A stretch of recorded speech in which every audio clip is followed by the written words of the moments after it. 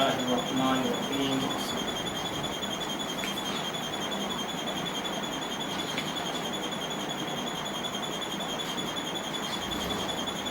وإذ قلتم يا موسى لن نؤمن لك حتى نرى الله جهرة فأخذتكم الصاعقة وأنتم تنظرون ثم بعثناكم من بعد موتكم لعلكم تذكرون وظللنا عليكم الغمام وأنزلنا عليكم المن والسلوى كلوا من طيبات ما رزقناكم وما ظلمونا ولكن كانوا أنفسهم يظلمون وإذ قلنا ادخلوا هذه القرية فكلوا منها حيث شئتم رغدا وادخلوا الباب سجدا وقولوا حتة نغفر لكم خطاياكم وسنزيد المحسنين فبدل الذين ظلموا قولا غير الذي قيل لهم فأنزلنا على الذين ظلموا رجزا من السماء بما كانوا يفسقون صدق اللہ العظیم.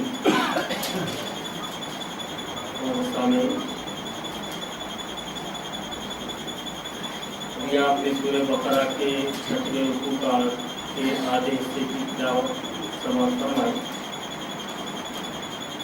یہاں تک جہاں کا 6واں رکوع ختم ہو جاتا ہے. اب اس کا ترجمہ تفسیر القرآن کی مدد سے سماعت فرمائیں. یاد کرو جب تم نے موسیٰ سے کہا تھا کہ ہم تمہارے کہنے کا ہرگز یقین نہ کریں گے جب تک کہ اپنی آنکھوں سے علانیہ خدا کو تم سے کلام کرتے نہ دیکھ لیں. جب تک کہ علانیہ خدا کو تم سے کلام کرتے نہ دیکھ لیں. اس وقت تمہارے دیکھتے دیکھتے ایک زبردست صاعقے نے تم کو آ لیا. تم بے جان ہو کر گر چکے تھے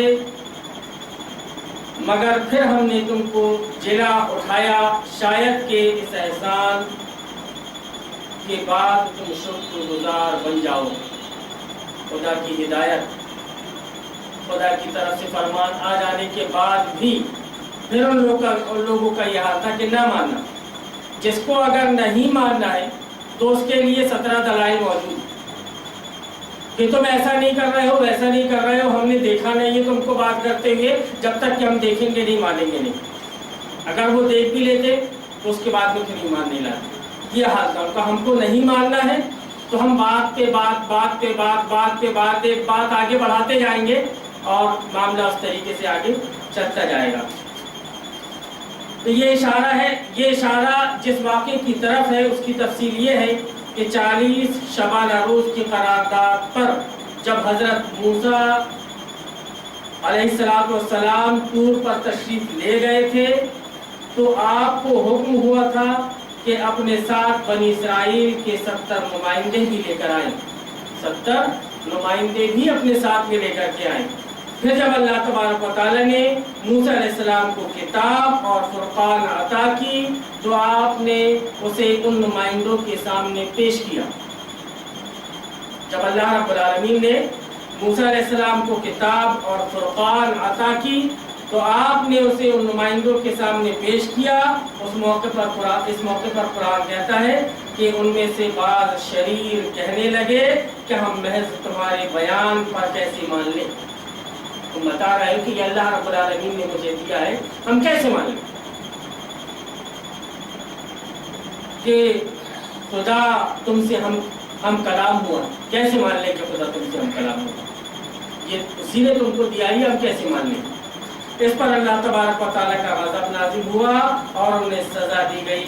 لیکن بائبل کہتی اب یہاں پر واضح کر دیا مولانا نے لیکن انگلی اٹھانے والے کہ تفہیم القرآن میں بائبل کا حوالہ ہے اس لیے مت پڑھو وہ تحریف کر دی گئی.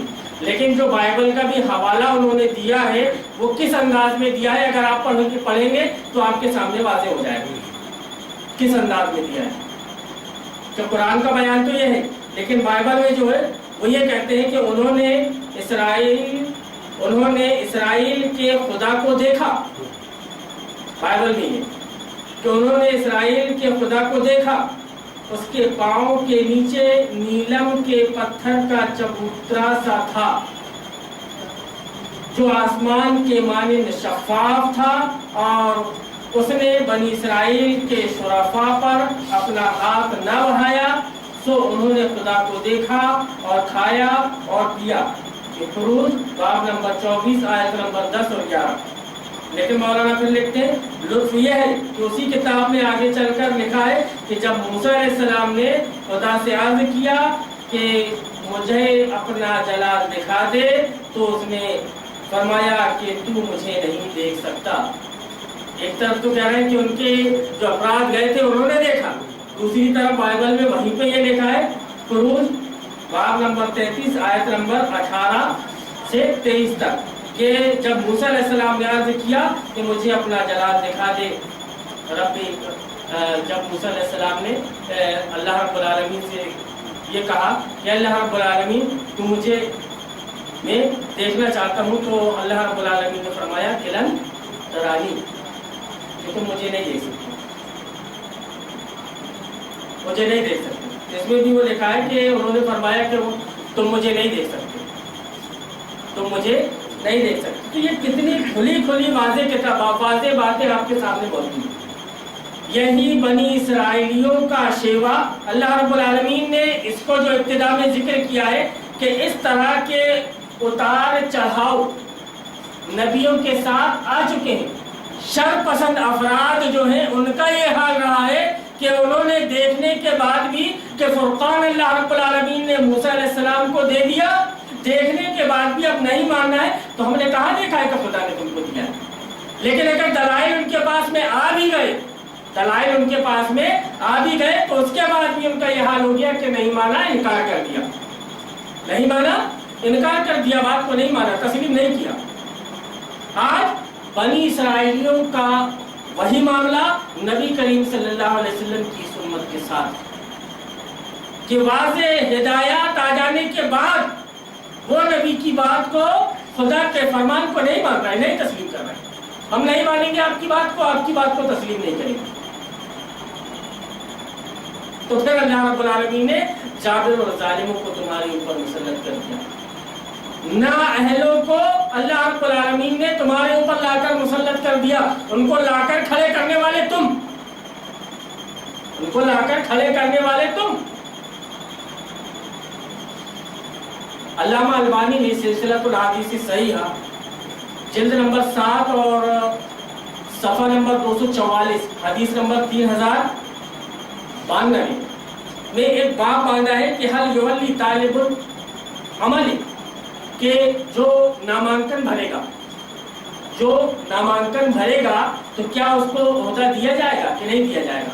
اس میں حضرت ابو موسیٰ رضی اللہ تعالیٰ عنہ کی ایک حدیث نقل کی ہے کہ وہ کہتے ہیں کہ میں رسول اکرم صلی اللہ علیہ وسلم کے یہاں اپنے 2 چچا زاد بھائیوں کے ساتھ میں داخل ہوا، انہوں نے اللہ کے رسول صلی اللہ علیہ وسلم سے درخواست کی کہ اے اللہ کے رسول صلی اللہ علیہ وسلم، اے اللہ کے رسول صلی اللہ علیہ وسلم، اللہ رب العالمین نے جن امور پر جن معاملات میں اللہ رب العالمین نے آپ کو مقرر کیا ہے، ان میں سے کچھ معاملات ہم کو بھی دے دیجئے۔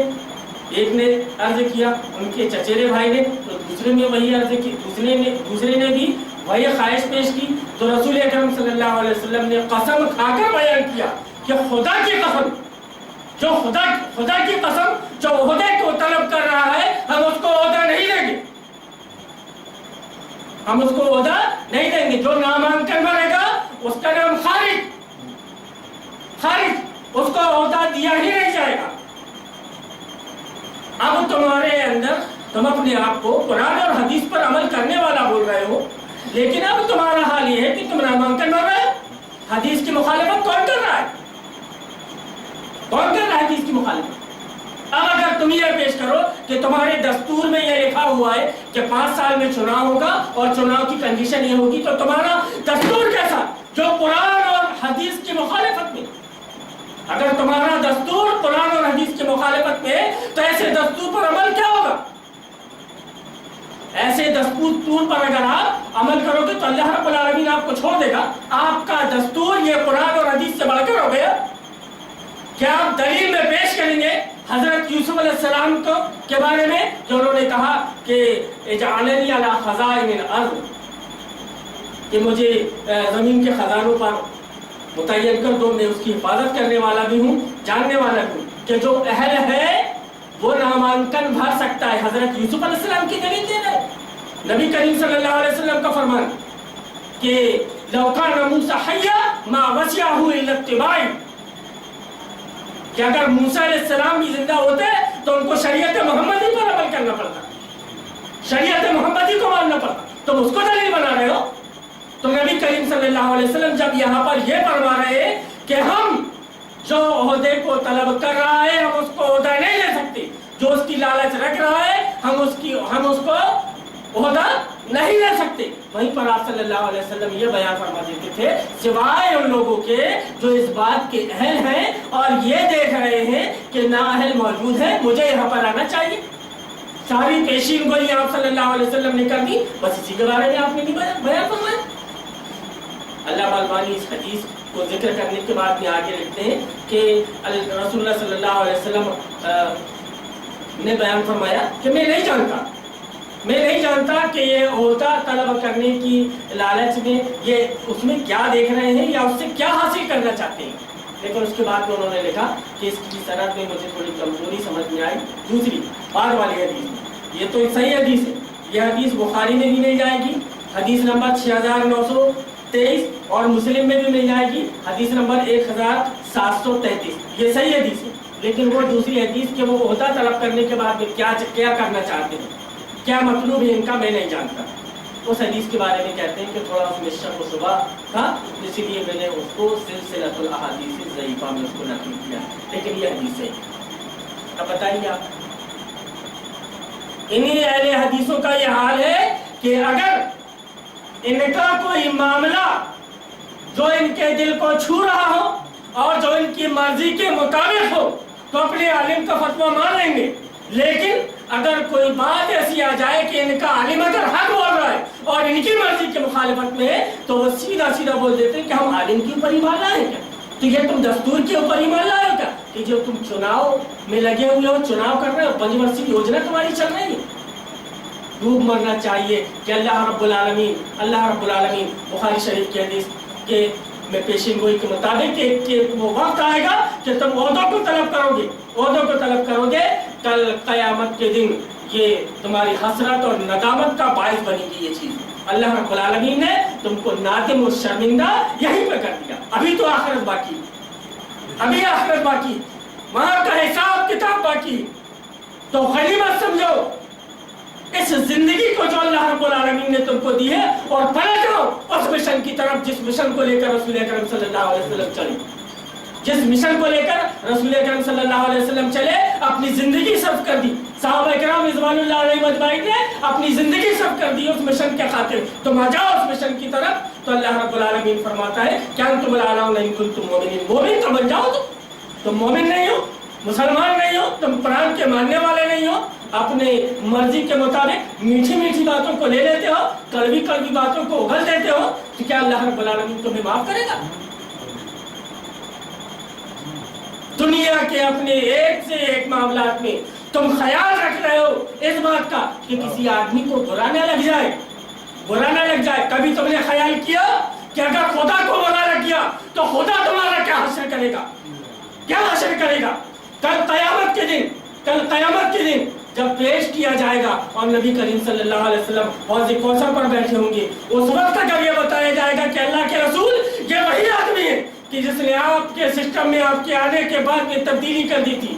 تو اس وقت نبی کے دل میں کیا بیتے گا یہ سوچا آپ نے؟ زندگی میں آپ یہ سوچ لیتے ہو کہ اگر میں فلاں کی میت پہ حاضر نہ ہوا، فلاں کی شادی میں حاضر نہ ہوا تو میرا باپ کیا کہے گا، میرا سسر کیا کہے گا، میرا خالو کیا کہے گا؟ کہ تم یہاں نہیں دیکھے وہاں نہیں دیکھے۔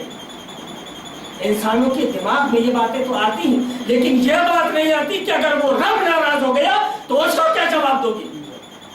اگر اس کا عتاب اس نے اسی دنیا میں تمہارے اوپر اس کا عتاب نازل ہو گیا تب اس کے عتاب سے بچ کر کے کہاں جاؤ گے؟ اسی لیے جب ہم نبی کریم صلی اللہ علیہ وسلم یا آپ سے پہلے دوسرے انبیاء کرام علیہم کی طرف پلٹ کر کے دیکھتے ہیں تو پتہ چلتا ہے کہ انہوں نے ایک ایک لمحے میں ایک ایک پل میں خیال رکھا اس بات کا کہ خدا ناراض نہ ہو، خدا کو راضی کرنے کے لیے کام کیا ہے۔ اور ہم آج کا مسلمان کام اس لیے کر رہا ہے کہ دنیا راضی ہو جائے، دنیا راضی ہو جائے، تو خدا کی قسم اس کو کامیابی نہیں مل سکتی۔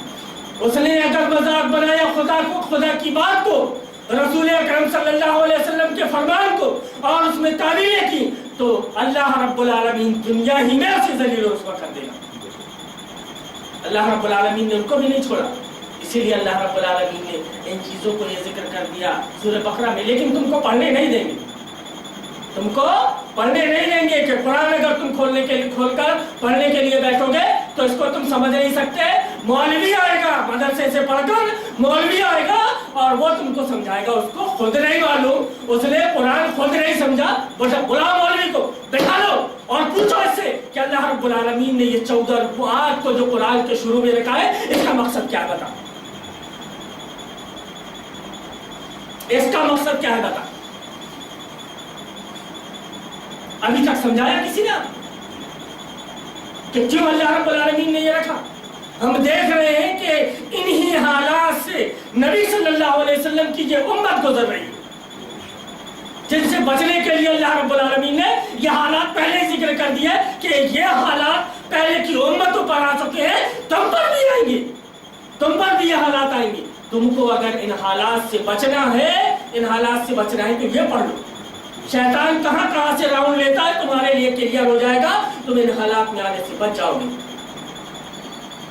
لیکن تم دور ہو گئے سے، کانوینٹ میں چلے گئے، ایجوکیٹر بن گیا، پوسٹ گریجویٹ بن گیا، لیکن نہیں معلوم آپ کو تو قرآن کے بارے میں، باقی سب معلوم، پورے پارٹس کے بارے میں معلوم ہے آپ کو، تالے کے، لیکن وہ چابی کس چابی سے کیسا کھلتا ہے یہ نہیں معلوم۔ پوری جانکاری لے کر کے آپ کو فائدہ کیا جب تک کہ تالا نہ کھولے؟ اور جو تالا کھلے گا جنت کی جو چابی ہے وہ لا الہ الا اللہ، اور اس کے تقاضوں کو پورا کرنا ہے۔ زبان سے کہہ بھی دیا لا الہ تو کیا حاصل، دل و نگاہ مسلمان نہیں تو کچھ بھی نہیں۔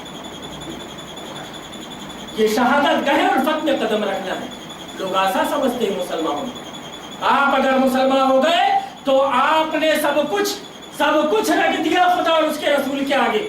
اب آپ کی مرضی نہیں چلے گی، آپ کی مرضی نہیں چلے گی، اب آپ کے اوپر خدا اور اس کے رسول کی مرضی چلے گی۔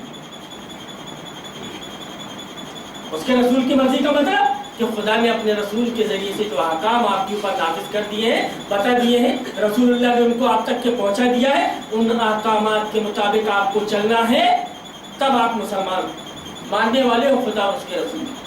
تب وہ سلم سے جو مسلمان کا لفظ مشتق ہے اس کا مطلب پورا ہوگا کہ ایک ایسا اونٹ جس کی نکیل اگر ایک بچے کے ہاتھ میں دے دی جائے تو اور وہ بچہ جس طرف چلا جائے وہ اونٹ اسی طرح چلا جاتا ہے، اسی سے بنا ہے مسلمان۔ مطلب خدا اور اس کے رسول کی نکیل جو ہے، خدا اور اس کے رسول کی لگام اس کے گردن میں لگی ہوئی ہے، اب خدا اور اس کا رسول اس کو جس طرف لے کر کے جا رہا ہے وہ اسی طرف جا رہا ہے۔ کہ کیسے مسلمان ہیں جنہوں نے بلا دیا، یہ وہی روش اختیار کر رہے ہیں جو اس سے پہلے کی نبیوں کی امت کر چکی ہے، جس سے بچنے کے لیے اللہ نے بیان فرمایا کہ ان سے بچو، ایسی روش اختیار مت کرنا۔ نبی کی امت نے وہی روش اختیار کرنا۔ اللہ رب العالمین اس کو پھر معاف کرنے والا نہیں، اللہ رب العالمین چھوڑے گا نہیں، دنیا میں بھی ذلیل و رسوا کرے گا اور آخرت تو ابھی باقی۔ یہی ساری چیزیں بنی اسرائیلیوں کے ساتھ آ چکی، آ کر کے گزر چکی۔ اللہ تبارک و تعالیٰ نے یہ اس کو ان آیتوں کو یا ان رکوعات کو پہلے اس وجہ سے رکھا ہے کہ نبی کی امت تو پڑھ رہی ہے، تو پڑھے گی، جب تیرے ہاتھ میں جب یہ کتاب ہوگی، جب تو پڑھے گا اس کو، تو پڑھنے کے بعد میں تجھ کو سمجھ میں آ جائے گا کہ مجھے کیسے کس طریقے سے شیطان بہکا سکتا ہے، تو بچے گا ان راستوں سے۔ لیکن شیطان نے پیر پلان اس کتاب سے ہم کو دور کر دیا۔ جو اس کتاب سے جڑے ہوئے ہیں ان سے اس دین کی جو اصل روح ہے وہ اصل روح کو سلب کر لیا، چھین لیا۔ اب وہ قرآن تو پڑھ رہے ہیں لیکن نبی کریم صلی اللہ علیہ وسلم کی پیشین گوئی کے مطابق کہ لا یجاوز تراقیہم، کہ حلق سے نیچے نہیں اتر رہا ہے، حلق سے نیچے نہیں اتر رہا ہے، بس منہ میں اوپر ہی اوپر بس کیے جا رہا ہے، مطلب زبان سے صرف بولے جا رہے ہیں، عمل کچھ نہیں، بات کچھ نہیں، یا پھر اگر زبان کھول رہے ہیں تو قرآن کی بات کی تعبیر کے لیے۔ پھر اللہ رب العالمین کہتا ہے کہ وَظَلَّلْنَا عَلَيْكُمُ الْغَمَامَ وَأَنزَلْنَا عَلَيْكُمُ الْمَنَّ وَالسَّلْوَىٰ كُلُوا مِن طَيِّبَاتِ مَا رَزَقْنَاكُمْ وَمَا ظَلَمُونَا وَلَٰكِن كَانُوا أَنفُسَهُمْ يَظْلِمُونَ، ہم نے تم پر ابر کا سایہ کیا، من و سلوہ کی غذا تمہارے لیے فراہم کی، اور تم سے کہا کہ جو پاک چیزیں ہم نے تمہیں بخشی ہیں انہیں کھاؤ، مگر تمہارے اسلاف نے جو کچھ کیا ہے وہ ہم پر ظلم نہ تھا، ہم پر ظلم نہ تھا بلکہ انہوں نے آپ اپنے ہی اوپر ظلم کیا تھا۔ جو کچھ ان لوگوں نے کیا اور جو کچھ آج نبی کی یہ امت کر رہی ہے، تو اتنا سب کچھ کرنے کے بعد میں اگر وہ یہ سوچے کہ اللہ کے اوپر ظلم ہو رہا ہے، اگر یہ سوچے کہ اللہ کی ربوبیت پر ہم ذرہ برابر کی فرق ڈال سکتے ہیں اس سے، تو کوئی کچھ نہیں کر سکتا۔ یہ اپنے لیے خود گڈھے کھود رہے ہیں اور یہ اسی میں خود گرنے والے ہیں۔ آدمی جو کچھ کر رہا ہے وہ اپنے لیے کر رہا ہے۔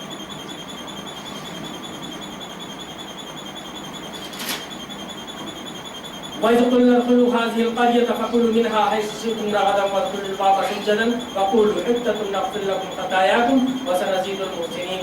پھر یاد کرو جب ہم نے کہا تھا کہ یہ بستی جو تمہارے سامنے ہے اس میں داخل ہو جاؤ، اس کی پیداوار جس طرح چاہو مزے سے کھاؤ، مگر بستی کے دروازے میں سجدہ ریز ہوتے ہوئے داخل ہونا اور کہتے جانا حِطَّةٌ حِطَّةٌ، ہم تمہاری خطاؤں سے درگزر کریں گے اور نیکوکاروں کو مزید فضل و کرم سے نوازیں گے۔ اس کے باوجود کہ اللہ رب العالمین نے یہ کہا کہ اگر تم اب بھی اگر سمجھ جاتے ہو، سدھر جاتے ہو، تو ہم تمہیں اپنے فضل و کرم سے نوازیں گے۔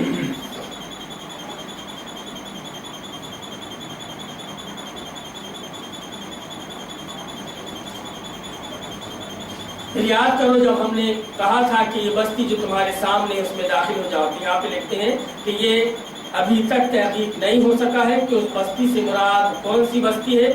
جس سلسلہ واقعات میں یہ ذکر ہو رہا ہے وہ اس زمانے سے تعلق رکھتا ہے جبکہ بنی اسرائیل ابھی جزیرہ نما سینا ہی میں تھے، لہٰذا اغلب یہ ہے کہ یہ اسی جزیرہ نما کا کوئی شہر ہوگا، مگر یہ بھی ممکن ہے کہ اس سے مراد شتیم ہو جو یریخو کے بالمقابل دریائے اردن کے مشرقی کنارے پر آباد ہے۔ بائبل کا بیان ہے کہ اس شہر کو بنی اسرائیل نے حضرت موسیٰ علیہ السلام کی زندگی کے آخری زمانے میں فتح کیا اور وہاں بڑی بدکاریاں کی، جن کے نتیجے میں خدا نے ان پر وبا بھیجی اور 24,000 آدمی ہلاک کر دیے گئے۔ گناہ کیا تو اللہ رب العالمین تم کو چھوڑے گا نہیں۔ اور یہ حِطَّةٌ کا جو معنی ہے یعنی حکم یہ تھا کہ جابر و ظالم فاتحوں کی طرح اکڑتے ہوئے نہ گھسنا، تم اکڑنے مت لگنا کہ ہم نے تم کو اگر مہلت دیتی ہے، سنبھال دیا ہے، تو تم اکڑنے مت لگنا، جابر اور ظالم کی طرح تم داخل نہ ہونا، بلکہ خدا ترسوں کی طرح منکسرانہ شان سے داخل ہونا، جیسے حضرت محمد صلی اللہ علیہ وسلم فتح مکہ کے موقع پر مکہ میں داخل ہوئے۔